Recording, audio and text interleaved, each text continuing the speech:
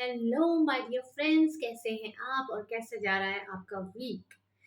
तो मैंने कल प्रॉमिस किया था आपसे कि मैं होप फॉर स्पीचलेस सोल्स का बारकोड मेंशन करूंगी, बट कल मैंने ट्राई बहुत किया पर मुझसे कमेंट में उसकी स्क्रीनशॉट जो है वो अटैच नहीं हो रही थी। बट डोंट वरी, बट मैं आज ज़रूर करूंगी, शायद इस वीडियो के साथ ही अटैच कर दूं। तो कल की स्टोरी आपको कैसी लगी? अ, आज मैं जो आपको स्टोरी सुनाने वाली हूँ वो भी मेरे बेड कम्युनिकेशन की ही एक शुरुआती तौर पे जो मैंने बात की थी। ये एक एनजीओ से लाई छोटी सी प्यारी सी बिच थी। शिज़ू ब्रीड थी उसकी। तो उसका मालिक जो था, खैर ये जो गोरे लोग होते हैं, तो इनके वहाँ पे एनजीओ से ये लोग ब्रीड भी अडॉप्ट कर लेते हैं। उधर कुछ ऐसा नहीं है कि इंडियन ब्रीड जैसे हमारे यहाँ पे अलग है वैसे है, तो उधर मिलती होगी तो उन्होंने वहाँ से अडॉप्ट कर ली। एनीवे, खैर मैं आपको उसकी स्टोरी ये बता दी कि वो एनजीओ से अडॉप्ट की थी। अब उसको लाए हुए 4-5 दिन हो गए थे और वो लड़का पूरी कोशिश कर रहा था कि ये उससे बात करे, पर ये जब भी उसके पास जाता था ना, ये एकदम डर जाती थी और गुस्से में उसको दाँत दिखाती थी। तो उसकी जो मेड थी, जो लड़के ने मेड रखी थी, उसके सारे घर का ध्यान रखती थी, वो हाउसकीपर कहता है उसको। तो उसको उसने इसका बहुत अच्छे से उसके साथ बन गई थी, बट इसके साथ बहुत ट्राई किया। इनके रिलेशनशिप इश्यूज़ बहुत थे दोनों के।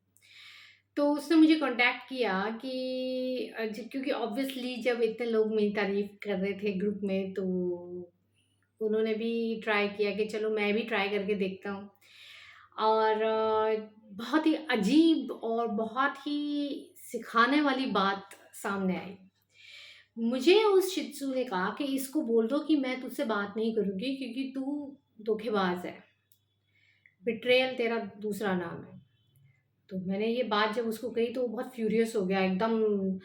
ये क्या बोल रहे हो आप? और ऐसा कुछ नहीं है, मैंने किसी को धोखा नहीं दिया, मैं अकेला रहता हूँ यहाँ पे। और बस ये हाउसकीपर है, ये सुबह आती हैं, पूरे घर का ध्यान रखती हैं, शाम को चली जाती हैं।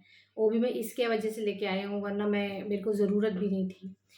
और कहती है, फिर मैंने उसको बोला कि आप देखो, मेरे से तो गुस्सा होने की ज़रूरत नहीं, मेरा काम है सिर्फ़ आपकी बात उस तक पहुँचाना और उसकी आप तक पहुँचाना। तो मैंने उसको बोला कि आप इसको कह रहे हो कि बिट्रेयल, तो इसने क्या ऐसा धोखा दे दिया? आप इस क्यों कह रहे हो कि इसका दूसरा नाम बिट्रेयल है? तो उसने कहा कि अच्छा इससे पूछो कि पहले इसके पास गिनी पिग था कि नहीं? तो मैंने पूछा, वो हैरान हो गया, "ये आपको कैसे पता?" कहता हाँ था। फिर उसने बोला कि उससे पूछो कि ये 2 महीने के अंदर उसको वापस दे आया है कि नहीं? तो ये भी बात सच निकली। फिर इसने एक और डॉग अडॉप्ट किया और वो 1 महीने के अंदर वापस दे दिया कि नहीं? हाँ, दे दिया। तो अब उन सब के पीछे रीज़न क्या था? वो ये कहती है कि अगर आपने किसी भी पेट को घर लेके आ रहे हो, चाहे गिनी पिग लेके आ रहे हो, चाहे डॉग लेके आ रहे हो, चाहे कैट लेके आ रहे हो, तो आपको ये समझना होगा कि वो सिर्फ़ फन पार्ट नहीं होगा आपका उनके साथ। आप में वो लोग आप में इन्वेस्ट करेंगे और आप लोग उनमें इन्वेस्ट करोगे। तो जब मैंने ये बात उसको बताई, तो कहते हैं कहना क्या चाहती है? तो मैंने वो भी उसको बोला कि थोड़ा डिटेल में बताओ। तो वो बोलती है कि इससे पूछो कि जब गिनी पिग को बुखार ही हुआ था और ये उसको वापस दे आया था। मैंने उससे पूछा, कहता हाँ, क्योंकि उसको बुखार हुआ था और मुझे नहीं पता था कि उसका टेक केयर कैसे करना है, तो मैं वापस सेंटर में दे आया उसको। तो वो कहते हैं कि दूसरा, जब इसने डॉग लिया तब वो बाहर किसी डॉग से मिला, क्योंकि ये सारा दिन घर नहीं रहता था और वो अकेला रहता था, तो पड़ोसी के डॉग से मिला, जबकि पड़ोसी का डॉग ऑलरेडी बहुत ही ओल्ड था। पर उसके जाने के बाद जो पड़ोसी का डॉग गया, तो उसको डॉग को डिप्रेशन हो गई और डिप्रेशन में उसको पैरालिसिस हो गया, तो इसने उसको वापस दे दिया कि नहीं, इसको पता भी नहीं है बात। तो जब मैंने बताया तो उसको झटका लगा कि ये क्या बोल रहे हो आप? तो कहता है पर वापस मैं देके आया था, ये बात सही है। तो फिर वो बोलती है कि मेरा जो काम है, मैं अगर ये मुझे भी वापस दे देगा तो फिर उस बात का फ़ायदा क्या? पहली बात। और दूसरी बात, जो एक्शन मैं इसके साथ कर रही हूँ, वो सिर्फ़ मैं इसकी डार्क साइड जिसको ये एक्नॉलेज नहीं कर रहा। तो मैंने उससे पूछा कि क्या डार्क साइड? तो उसके इससे पूछा इसके इमोशंस सप्रेस्ड हैं कि नहीं? ये सामने तो हँसता-खेलता दिखाता है पर अंदर बहुत डरा-डरा रहता है। तो वो कुछ बोला नहीं। मैंने कहा यार ये क्या हो गया? अब ये तो कुछ बोल ही नहीं रहा है। तो मैंने कहा आप और कुछ बता सकते हो? कहती है कि इसको मैं गुस्से से बात करती हूँ क्योंकि इसके अंदर गुस्सा दबा हुआ है। और बाकी जो पेट्स थे उन्होंने इसको रिस्पॉन्सिबिलिटी समझाने की कोशिश की, ये समझ नहीं रहा। ये अपनी डिप्रेशन को हटाने के लिए इसको एक साइकियाट्रिस्ट ने बोला है कि आप अपने पास पेट रखो, इसलिए इसने रखने की कोशिश की है। पर पेट से लेसन भी तो लें। कहते हैं हम हमारा काम है आपके डीएनए को हम जब आपके पास आते हैं पूरा स्टडी कर लेते हैं। हमें पता होता है कि आपको क्या माइनस पॉइंट है जिसको हमने प्लस पॉइंट और पॉजिटिव पॉइंट बनाना है। और सेम चीज़ हम उस ह्यूमन से भी चाहते हैं कि वो सीखे। तो पहले तो मुझे लगा कहीं मैं अपने दिमाग में तो नहीं ये सब सोच रही। पर जब मैंने उसको बताई ये सारी बात तो वो मान गया। वो बोलता है कि हाँ ये बात बिल्कुल सच है, अभी तक आपने जो भी कहा है।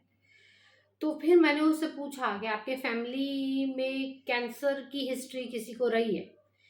तो वो बोला कि हाँ मेरी मदर को थी, उनकी मदर को भी थी, और मेरी सिस्टर भी जूझ रही है।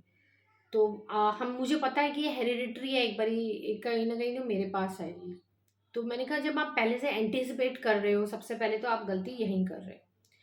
कैंसर बीमारी जो होती है, वो एंटीसिपेट मत करो। वो बीमारी आपके पास नहीं आएगी, वो माइंडसेट आएगा।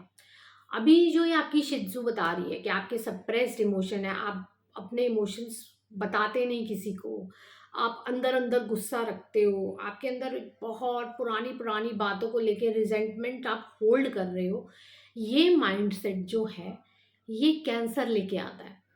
तो अगर आप जो वो सिखा रही है, वो आप सीख जाओ, तो बहुत आसान होगा। तो क्योंकि मैं उस वक़्त रेडिकल स्टार्ट किया था और सबसे पहला मेरा सोल्स लव का लेसन था, तो फिर मैंने पहले बोला कि आपने इसका नाम रखा है, तो वो शिज़्ज़ू खुद ही बोल पड़ी, कहती है अभी तक इसने जितने भी पेट्स रखे हैं, इसने किसी का भी नाम नहीं रखा। तो मैंने उससे पूछा तो कहते ये जो एकदम हैरान हो गए, कहते ये कैसे बता रही है ये बात? मैं कहा आपने इसका नाम रखा है? कहता नहीं, इसको भी लाए हुए मुझे 10-15 दिन हो गए, मैंने अभी तक इसका कोई नाम नहीं रखा। तो मैंने कहा आप लाए क्यों हो? पहली बात, जब आप किसी पेट को लेके आते हो, मैं ये औरों के लिए भी कहूँगी जो सुन रहे हैं, पेट के साथ आपका एक रिलेशनशिप होता है। अगर पेट ज़िद्दी है आपके सामने किसी चीज़ को लेके, तो आप समझो कि वो ज़िद आपके अंदर है, जो वो सिर्फ़ रेप्लिका कर रहा है। वो आपका एक डार्क गुरु बन रहा है ताकि आप उस डार्कनेस को एक्सेप्ट करो अपने अंदर और आगे बढ़ो। अगर आपका पेट आपकी बीमारी को सेम क्लोन कर रहा है, या मतलब वो आप जैसे बीमार हो, आपको लग रहा है कि ये नकल उतार रहा है, वो नकल नहीं उतार रहा है, वो सिर्फ़ आपको मिरर दिखा रहा है। ये किसी भी रिलेशनशिप में होगा, चाहे पेट का हो, चाहे ह्यूमन का हो। आप लोग जो है ना, अम, शादी में भी हम लोग ऐसे सोचते हैं कि हमने शादी करनी है तो जी अब मज़े ही मज़े, मज़े ही मज़े, बट ऐसा होता नहीं है ना। और ऐसा क्यों नहीं होता? इसका रीज़न ये है कि हम समझते नहीं कि हम जो शादी कर रहे हैं, शादी word it's not just a wedding कि हम घाघरा चोली पहने और या फिर हम हैंडसम लगे सूट पहन के और फेरे-फूरे लेने हैं बस party time. No, it is investing in relationship. फिर चाहे मैरिज हो आपकी या आपका कोई अ, बच्चे से कनेक्शन हो, कईयों की पेरेंट्स की बच्चों से भी नहीं बनती, और वो इसलिए नहीं बनती क्योंकि आप समझते नहीं कि आपका सामने बच्चा है, वो आपको आप ही की साइड दिखा रहा है। अगर आपका बच्चा कोई बात नहीं मानता, तो पहले आप उसको ऐसे डील करो जैसे आप अपने उस पर्टिकुलर एज में अपने आप को समझा सकते थे। लेट्स से आपका कोई बच्चा 16 इयर्स का है और इस वक़्त उसका ध्यान फिज़िकली अट्रैक्टेड है दूसरे किसी बच्चे की तरफ, बॉयफ्रेंड और गर्लफ्रेंड और व्हाटएवर। आप उस एज में थे तो आप क्या करते? आपने क्या किया? आपने अपने आप को कैसे समझाया? एक बारी आप समझा के देखो और फिर देखो बच्चा आपकी सुनता है कि नहीं। सिमिलरली ये तो मैं टीनेजर्स को की बता रही हूँ, टीनेजर्स को भी समझाना कोई आसान बात नहीं होती, बहुत रिबेलियस होते हैं। इसी तरह पेट का आपके साथ कनेक्शन है, आपको अपने पेट को समझाना होगा। कोई रोज़ी बेड नहीं है कि सिर्फ रोज़ रोज़ ही लगेगा आपको कि भाई खुशबू ही खुशबू है, सॉफ्टनेस ही है रिलेशनशिप में, अ, बस खेलना ही है, हैप्पीनेस भी है। वो आपके लेसन्स भी हैं। आपका पेट आपको लेसन सिखाने आया है। चाहे आप पेट रखते हैं तो आपकी अगर बाहर लड़ाई होती है लोगों से, तो वो भी आपको लेसन सिखा रहा है कि आपके अंदर पेशेंस कितनी है, आप कितना सामने वाले को इग्नोर कर सकते हो, आप आगे कैसे चल सकते हो। कुछ लोग तो इस डर के मारे अपने पेट्स को घर में ही रखते हैं, पॉटी भी घर में कराते हैं, सोचो कि भाई किसी के मुँह नहीं लगना। तो उनके लिए अलग लेसन है। उनको भी बाहर की चीज़ें डिस्टर्ब कर रही हैं, तो उनके बच्चों को आप देखोगे ज़्यादातर रैशेज़ का इश्यू ज़्यादा रहेगा। उनको गैस का, ब्लोटिंग का इश्यू ज़्यादा रहेगा, क्योंकि वो मूवमेंट ही नहीं है, ना आप में है। आप में वो मूवमेंट नहीं है, तो वो आपका पेट आपका रेप्लिका बनता है। आपका ये क्यों कहा जाता है एस्ट्रोलॉजी में भी कि आप अपने घर में डॉग रखो, क्यों? क्योंकि ताकि आप समझ सको अपने अंदर की डार्कनेस को। अगर आपको डिप्रेशन है, आपका बच्चा आपको डिप्रेस होकर दिखाएगा। ये होता है कि आप अपने आप को जैसे जैसे ठीक करते जाओगे, आपका बच्चा ऑटोमेटिकली ठीक होता जाएगा। लेट्स से किडनी इश्यूज आपके अंदर वरीज हैं। किडनी में क्या, अगर इमोशन देखा जाए तो वरीज हिडन होती हैं, फियर हिडन होता है, और एंगर भी हिडन होता है। एंगर जबकि लिवर में ज़्यादा होता है, but still kidney and liver are connected. वहाँ आपकी बैच फ्लावर हेल्प करता है। आप लीजिए खुद रेस्क्यू और ऑलिव लीजिए और अपने बच्चे को दीजिए, देखिए कैसे आपको फ़र्क नहीं पड़ता है रेस्क्यू और ऑलिव से। और सिमिलरली अगर आपका बच्चा आपका जैसे ये शिज़ू है, शिज़ू जिसको मैंने बंदे को काउंसल किया आगे कि उसको क्या करना चाहिए, क्या समझना चाहिए। अगर वो ब्रीड उठा के लाया तो उसको ब्रीड के बारे में पहले स्टडी करना चाहिए। उसको ये समझना चाहिए कि आगे-आगे वो बूढ़ी होगी तो उसको उसका ध्यान कैसे रखना है। इनफैक्ट मैंने उसको बैच फ्लावर कोर्स के लिए भी बोला था, बट अगेन वो सिर्फ़ अपना जो खर्चा है वो अपने पेरेंट्स के थ्रू और अब ये शिज़ू का अपनी सिस्टर के थ्रू कर रहा था, तो एट दैट टाइम ही said no. But never mind, मैं इसीलिए वीडियोज़ भी बनाती हूँ ताकि जितने लोगों की मर्ज़ी मदद हो सके ना, भगवान करे और आप लोग समझो। आप पेट बस ऐसे ही उठा के मत ले आओ कि खेलने की चीज़ है, टॉय है, छोटा बच्चा है यहाँ, वो सब करेगा जो इंसान का बच्चा करता है। उसको भी जुएँ होंगी जैसे आपके इंसान के बच्चों को होती है। उसको भी कंघी की ज़रूरत है जैसे आपके इंसान के बच्चों को है। वो भी सुसु-पॉटी करेगा घर में जैसे आपके इंसान के बच्चे करते हैं। बहुत कुछ होगा, जैसे आप इंसान के बच्चों को सिखाते हैं कि पॉटी ट्रेनिंग देते हैं, वैसे ही आपको इनको देनी है।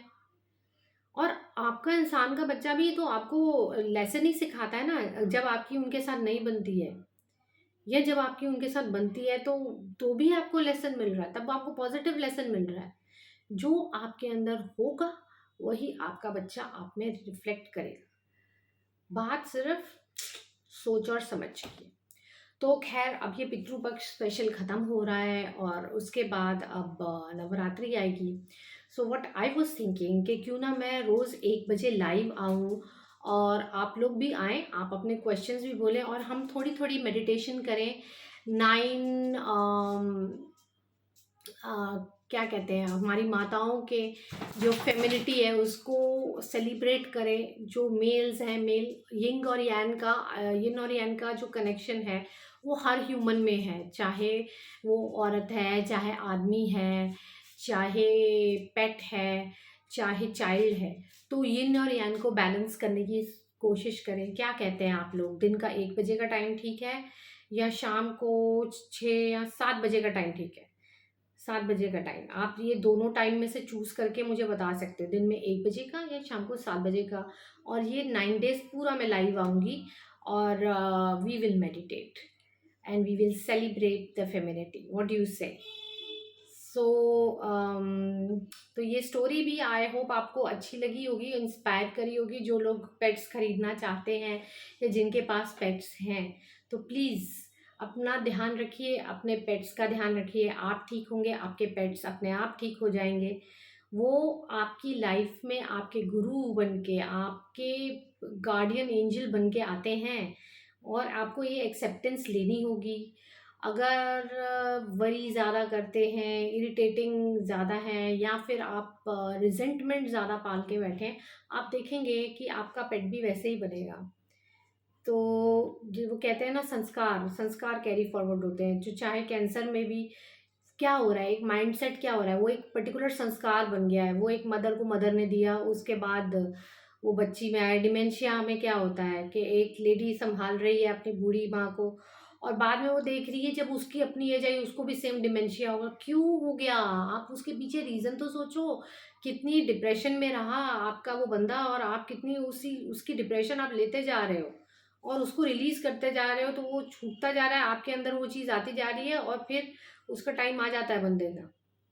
तो इससे अच्छा ये नहीं कि आप उसी बंदे को बैच फ्लावर दो और हील कर दो। सिमिलरली आपके पेट्स के लिए भी है कि उनको भी बैच फ्लावर दो, खुद भी बैच फ्लावर लो, खुद भी हील हो, उनको भी हील करो। फिर ये आपके सब गुरु दोष, एंसेस्ट्रल कर्स सब खत्म हो जाएंगे कि नहीं? कल मेरे दादाजी भी सपने में आए थे, बहुत ब्लेसिंग देके गए हैं। तो आई होप आपको ये आज की वीडियो अच्छी लगी हो तो प्लीज़ लाइक शेयर सब्सक्राइब, और हाँ ज़रूर बताइएगा कि ये 9 डेज़ ऑफ फेमिनिटी हम नवरात्रे सेलिब्रेट करें। और मैं कुछ इसके बारे में जो मैंने नोट्स अपने बनाए हैं, लव के बारे में, ब्यूटी के बारे में, मैं सब कुछ शेयर करूँगी आप लोगों के साथ। And we'll talk about it and we'll do little meditation also। तो टाइमिंग आप मुझे बताएं, और उसके बाद हम फिर मिलेंगे कल। तब तक के लिए नमस्कार। कल सर्वपितृ अमावस्या है, तो लेट्स सी कल क्या वीडियो बनाती हूँ मैं। कल मिलेंगे, चलिए नमस्ते।